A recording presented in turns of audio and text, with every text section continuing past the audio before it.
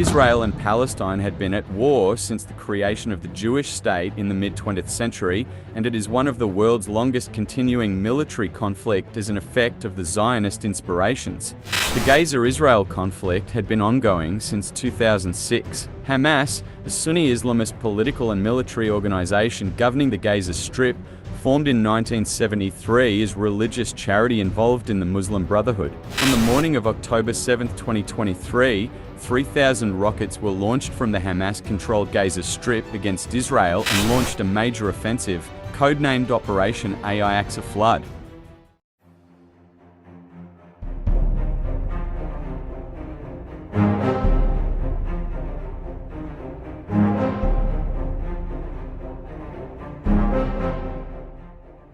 The Israeli-Palestinian conflict has its roots in the late 19th and early 20th centuries, with the birth of major nationalist movements among the Jews and among the Arabs, both geared towards attaining sovereignty for their people in the Middle East. The Balfour Declaration was a public statement issued by the British government in 1917 during the First World War, announcing support for the establishment of a national home for the Jewish people in Palestine.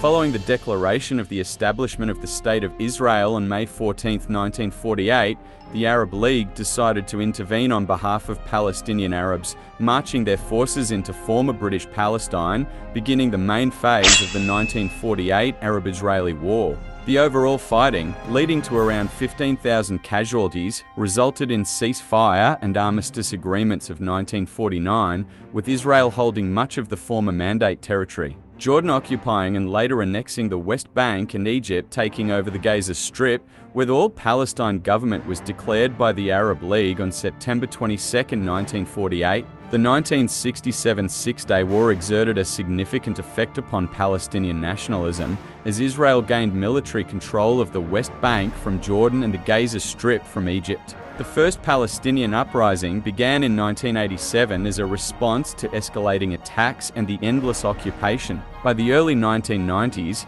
international efforts to settle the conflict had begun, in light of the success of the Egyptian-Israeli peace treaty of 1982. Eventually, the Israeli-Palestinian peace process led to the Oslo Accords of 1993, allowing the PLO to relocate from Tunisia and take ground in the West Bank and Gaza Strip, establishing the Palestinian National Authority. Following several years of unsuccessful negotiations, the conflict re-erupted as the Second Intifada in September 2000. The violence, escalating into an open conflict between the Palestinian National Security Forces and the Israel Defense Forces, lasted until 2004 to 2005 and led to 130 casualties.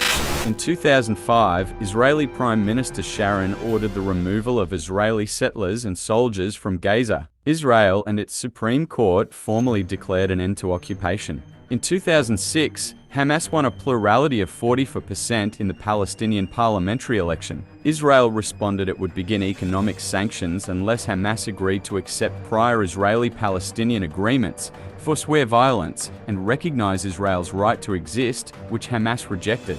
After internal Palestinian political struggle between Fatah and Hamas erupted into the Battle of Gaza, Hamas took full control of the area. In 2007, Israel imposed a naval blockade on the Gaza Strip, and cooperation with Egypt allowed a ground blockade of the Egyptian border.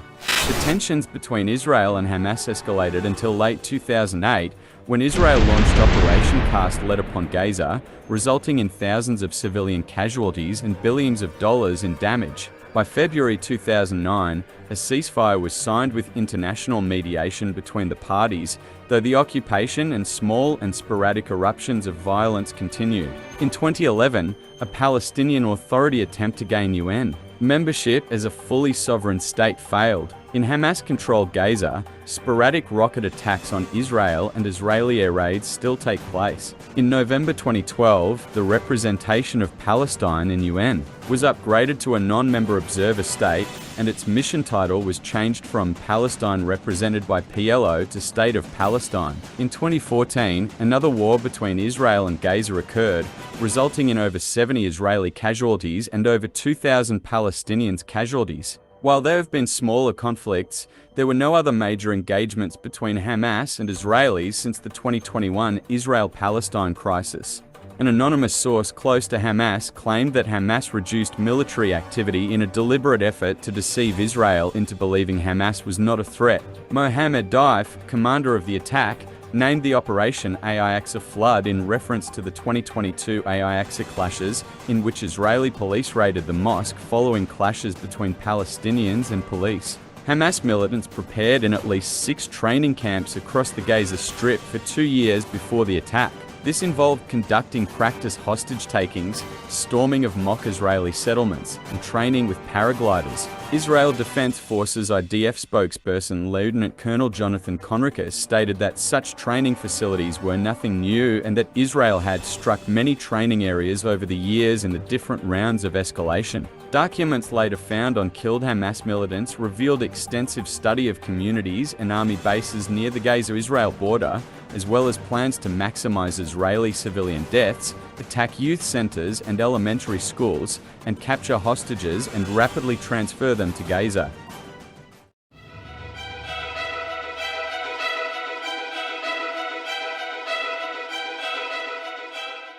At around 6:30 am Israel summertime on Saturday, October 7, 2023, Hamas announced the start of the operation, stating that it had fired over 5,000 rockets from the Gaza Strip into Israel within a span of 20 minutes. Israeli sources reported that at least 3,000 projectiles had been launched from Gaza. At least 5 people were killed by the rocket attacks. Explosions were reported in areas surrounding the Strip and in cities in the Sharon Plain, including Gedera, Herzliya, Tel Aviv, and Ashkelon.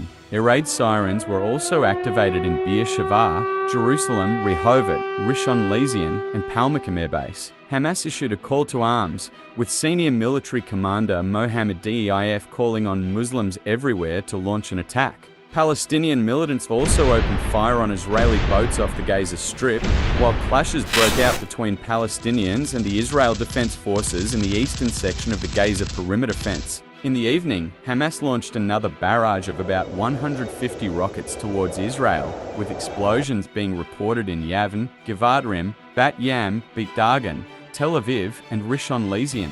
Simultaneously, around 2,900 Palestinian militants infiltrated Israel from Gaza using trucks, pickup trucks, motorcycles, bulldozers, speedboats, and paragliders. Images and videos appeared to show heavily armed and masked militants dressed in black fatigues, riding pickup trucks and opening fire in Deret, killing dozens of Israeli civilians and soldiers and setting homes on fire. Other videos appeared to show Israelis taken prisoner and a burning Israeli tank, as well as militants driving Israeli military vehicles. According to reports, militants were instructed to attack civilian populations, including elementary schools and a youth center, to kill as many people as possible and to take hostages for use in future negotiations. Militants were prepared for different contingencies, such as killing all hostages, setting houses and other properties on fire, or using hostages as human shields. The morning of the attack, an Israeli military spokesman stated that the militants from Gaza had entered Israel through at least 7 locations and invaded 4 small rural Israeli communities, the border city of Deret, and 2 military bases from both land and sea. Israeli media reported that 7 communities came under Hamas control, including Nahal Oz, Kfar Aza, Majan, Biri, and Sufa. The Erez crossing was reported to have come under Hamas control, enabling the militants to enter Israel from Gaza. Israeli Police Commissioner Kobi Shabtai said that there were 21 active high confrontation locations in southern Israel. At 10 o'clock am, less than 5 hours after the attacks began, fighting was reported at Rim military base, headquarters of the Gaza division. It was later reported that Hamas took control of the base and had taken several Israeli soldiers captive before the IDF regained control later in the day. The base was reportedly the location of IDF drone and surveillance operations. Hamas reportedly posted video of dead Israeli soldiers it had killed at the base. The police station of Deret was reported to have come under Hamas control, with militants killing 30 Israelis, including policemen. On the same morning, a massacre unfolded at an outdoor music festival near Reem, resulting in at least 270 dead, with many still missing. Witnesses recounted militants on motorcycles opening fire on fleeing participants, who were already dispersing due to rocket fire that had wounded some attendees. Some were also taken hostage. militants slaughtered civilians at Nir-Oz, Be'eri, a native Hazara, where they took hostages and set fire to homes, as well as in kibbutzim around the Gaza Strip. 200 civilians were killed in the Kfar-Azeh massacre, 108 in the Be'eri massacre, and 15 people in the native Hazara massacre. NIRM was attacked, but no residents were harmed. Inbal Rabin Lieberman, the 25-year-old security coordinator, alongside her uncle Ami, led a guard detail that killed multiple militants attempting to infiltrate a nearby chicken farm. They successfully deterred the rest of the invading militants from entering the community. Other Hamas militants carried out an amphibious landing in Zikim. Palestinian sources claimed that the local Israeli army base was stormed. The IDF said it had killed 2 attackers on the beach and destroyed 4 vessels, including 2 rubber boats. A military base outside Nahal Oz was also taken by the militants, leaving at least 2 Israeli soldiers dead and at least 6 others captured. In Be'eri, up to 50 people were taken hostage. After an 18-hour standoff between militants and IDF forces, they were freed. Hostages were also reported to have been taken in Ofakim, where policemen led by Chief Superintendent Jayad Davidoff engaged Palestinian militants in a shootout. Davidoff and 3 of his men were killed, and 2 Israeli hostages were later rescued by the IDF in the suburb of Urim. There were reports of militants killing or kidnapping family pets. A number of hostages were taken back to Gaza. On 16 October, Hamas claimed it held 250 hostages. Hamas said it took prisoners to force Israel to release its Palestinian prisoners. Several Palestinian groups voiced their support for the operation. The National Resistance Brigades, the armed wing of the secular Socialist Democratic Front for the Liberation of Palestine DFLP, confirmed their participation in the operation through their military spokesman Abu Khaled, saying it had lost 3 fighters in combat with the IDF. The PFLP, another Palestinian socialist militant group, and the Lion's Den group voiced their support for the operation and declared maximum alertness and general mobilization amongst their troops, and the Abu Ali Mustafa Brigade's armed wing of the PFLP published videos of it storming Israel.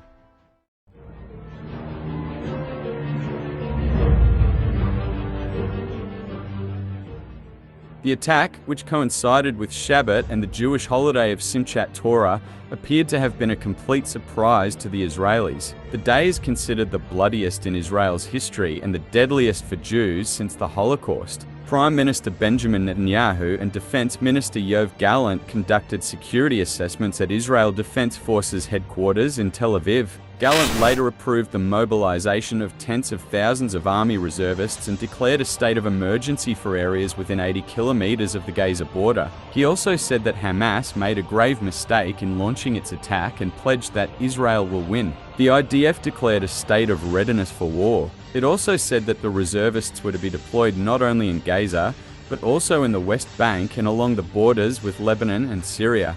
Residents in areas around the Gaza Strip were asked to stay inside, while civilians in southern and central Israel were required to stay next to shelters. Roads around the Gaza Strip were closed by the IDF.